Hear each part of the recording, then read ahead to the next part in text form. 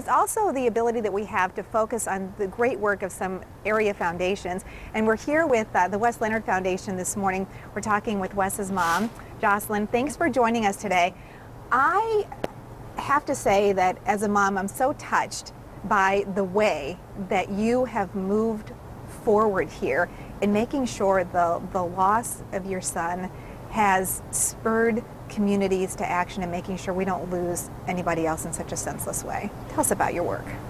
Well, we just placed last week our 71st AED, and you know, the prices started off pretty expensive. I mean, over $2,000, but because of the quantity we've been able to place, we've been able to lower the amount we pay, and so we're able to place more in schools and hopefully make schools more safe for students.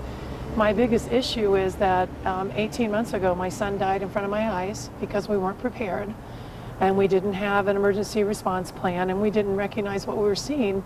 And I feel 18 months later, we aren't any closer to saving children.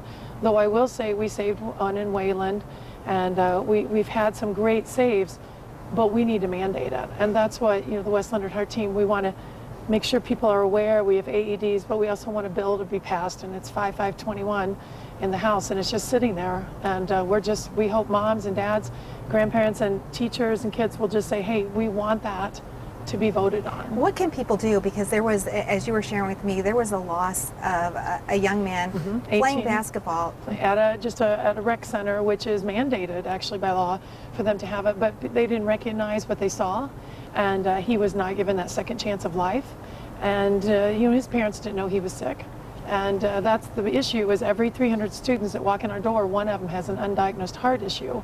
So, I mean, we all have that potential loss of our students, staff, fans, anybody that's you know, with us, and we need to be prepared. And our legislators have to step up. And until that happens, we know that you can help people raise those funds and get them in their own buildings.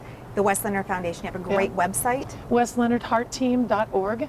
And we call ourselves the Heart Team because there's so many foundations in the state that have been created. On the other side of the state is the Kimberly Galari Foundation, and they lost their child 12 years ago. Fantastic. Well, Jocelyn, thank you so much. Terri. Thanks, everybody, for keeping Wes alive, and who knows how many more lives you may be saving. Thank you. Thank you so much.